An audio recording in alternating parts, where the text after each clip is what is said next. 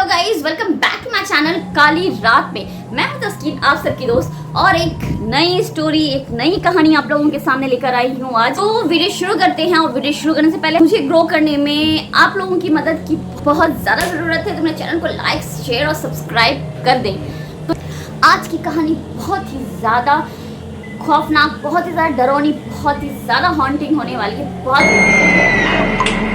ज़्यादा आपको डर लगने वाला है। अकेले हैं तो आप अपने आप को संभाल लें, और अगर आप अकेले नहीं हैं, कुछ लोगों के साथ मिलकर ये कहानी सुनने वाले हैं, तो फिर डरने की कोई बात नहीं। तो चलिए वीडियो शुरू करते हैं। ये कहानी मुझसे मेरी कज़न सिस्टर ने शेयर करी है, जो सिक्किम में रहती थी। काफ़ी पॉश एरिया था वो, तो सबके अपने अपने एक कॉर्नर्स होते थे, अपना अपार्टमेंट होता था जो काफ़ी सेपरेट हुआ करता था। उसके ठीक सामने वाला एक घर था जो खाली था, और उस खाली घर में नए पड़ोसी उस घर में आए और शिफ्ट हुए। और जो घर में जो लोग शिफ्ट हुए, एक मदर, एक फादर और एक छोटा सा बच्चा था, एक 6-7 साल का, और उसकी एक बेटी थी जो 18 साल की होगी। मेरी कज़न का नाम था सीमा। सीमा की फैमिली के साथ उन लोगों का काफ़ी अच्छा रिलेशन हो गया। सीमा अभी न्यू मैरिड थी, उसके फैमिली में वो और उसके हस्बैंड और कोई नहीं था, तो उन लोगों के साथ अच्छा आना जाना, अच्छा रिलेशन हो गया। उनके पड़ोसी नए घर में जब शिफ्ट हुए, तो उनके जस्ट एक हफ्ते के बाद उनके पड़ोसियों ने सीमा की फैमिली को इनवाइट किया डिनर पर, और ये लोग यहाँ पे डिनर पर गए उसके घर में जिस दिन। तो उस दिन उसके फैमिली से हस्बैंड के साथ, उनके पड़ोसी के साथ अच्छा सा इंट्रोडक्शन हुआ, उसकी बेटी के साथ भी इंट्रोडक्शन हुआ। और सीमा ने ये फील किया कि उनकी जो बेटी थी 18 साल की, जिसका नाम था, उसका नाम साइना रख देते हैं।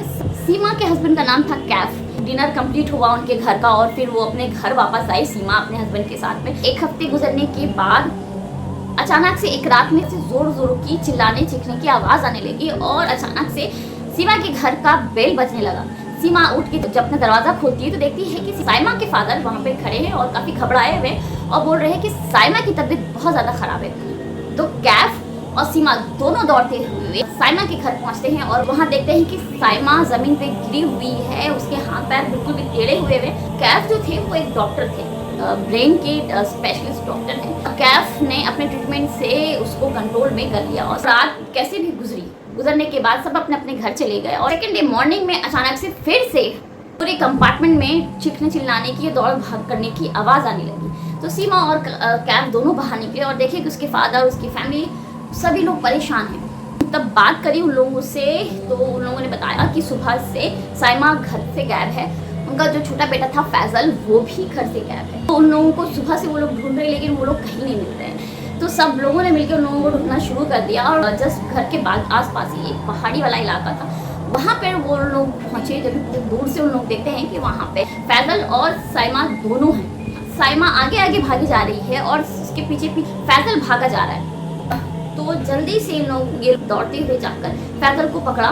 साइमा को जब कंट्रोल में किया तो साइमा को बिल्कुल भी होश नहीं था। 2 थप्पड़ मारा उसके फादर ने, मारकर उसको होश में लाया। तो वो रोने लगी। रोने के बाद उसने बोला कि मैं यहाँ पे कैसे आई, मुझे कुछ नहीं पता, मैं कैसे करके यहाँ पहुँच गई। तो उन लोग जो है कैसे भी करके समझाते हुए साइमा को साइमा के घर वापस ले गए।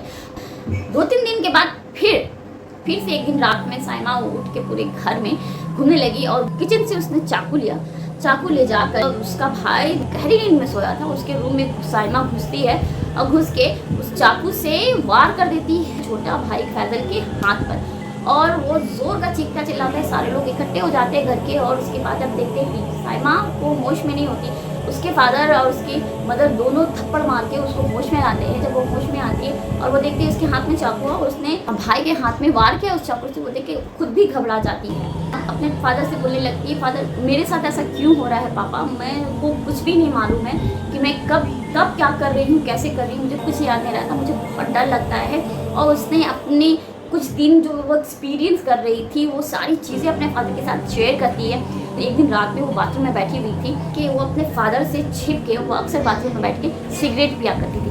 उसके दरवाजे को कोई नॉक कर रहा था, तो उसने समझा कि वो फैजल होगा, रात में उसको नॉक करता है अक्सर। तब कि कौन है करके जब उसने आवाज़ किया, तो बाथरूम का गेट उसने अंदर से लॉक करा था, लेकिन वो अपने आप गेट खुल जाता है बाथरूम का, और बाथरूम के सामने एक डरावनी सी औरत खड़ी रहती है, जो देख के वो एकदम घबरा जाती है। उसके बाद फिर उसको कोई होश नहीं होता।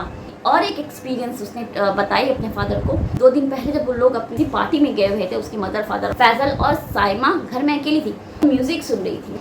जैसे ही म्यूजिक बंद करके वो उठती है डाइनिंग से और जाके अपने रूम की तरफ बढ़ती है, म्यूजिक अपने आप चालू होने लगता है। और ऐसा एक बार नहीं 3 से 4 बार होता है। प्लग निकाल लेती है, सब तरह से डिस्कनेक्ट कर देती है वो, लेकिन म्यूजिक बंद तब भी नहीं होता, वो चलता रहता है और उसकी लाउड साउंड में चलता रहता है। उस तरह की 2-3 एक्सपीरियंस उसने अपने फादर से शेयर करी और उसने बताया कि मुझे बहुत डर लगता है, मुझे कोई दिखता है जो मुझे हर वक्त फॉलो करता है, मुझे कुछ समझ में नहीं आता कि मेरे साथ क्या हो रहा है। उसके फादर ने कैफ से ये सारी बातें शेयर करी। कैफ ने जब भी इसको स्टडी करने के बाद उसने ये रीज़न बताया कि वो बहुत ज़्यादा हॉरर स्टोरीज़ देखती है। इस तरह की स्टोरीज़ जब बहुत ज़्यादा वो देखती है, वो इसकी वजह से उसके माइंड में कहीं पर ये सारी चीज़ें जो है, ये हॉन्टेड चीज़ें उसके माइंड में सेट है। इसकी वजह से वो उसको दिखता है, वो उसको सुनाई देता है और कोई रीज़न नहीं है इसका। तो कैफ का ट्रीटमेंट चलता है कुछ दिन। कैफ का ट्रीटमेंट लेती थी लेकिन उससे उसको कोई असर नहीं आ रहा था, उससे उसको कोई फ़ायदा नहीं आ रहा था। तो उसके जो प्रॉब्लम्स थे वो और भी ज़्यादा डे बाय डे बढ़ते गए थे।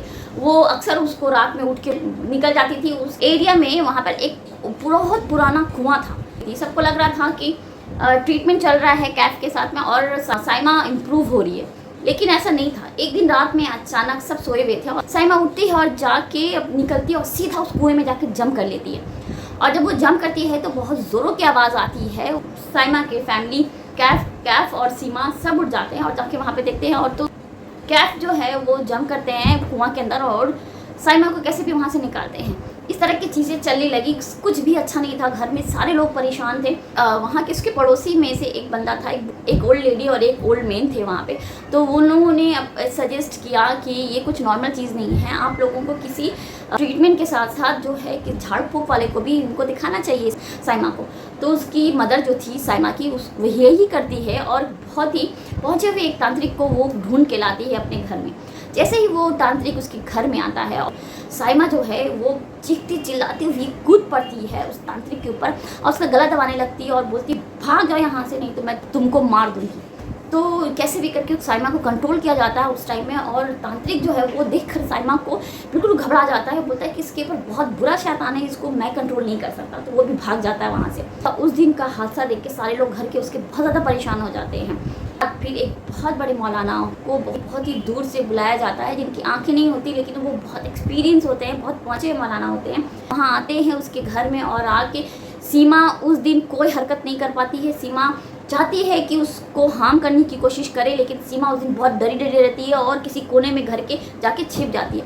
और मौलाना वहाँ जाते हैं, रूम में हाथ पकड़ के ज़ोर ज़ोर का पढ़ने लगते हैं। जैसे ही उसको पढ़ के उसको फूंकने लगते हैं और ज़्यादा वायलेंट हो जाती है और ज़्यादा वायलेंट होते होते ऐसे करके वो कंट्रोल में आ जाती है। जैसे ही कंट्रोल में आती है तो अपने ताबीज़ से अपनी चीज़ों से बांध देते हैं और वो 4 दिन इस रूम में साइमा रहेगी और वो कुछ भी करे, जैसे भी बोले, लेकिन साइमा यहाँ से रूम से नहीं निकल सकती है।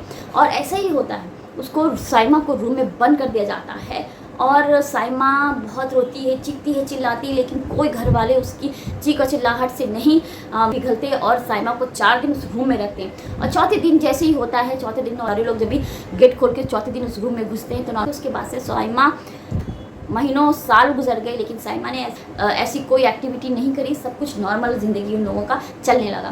तो ये थी साइमा की कहानी।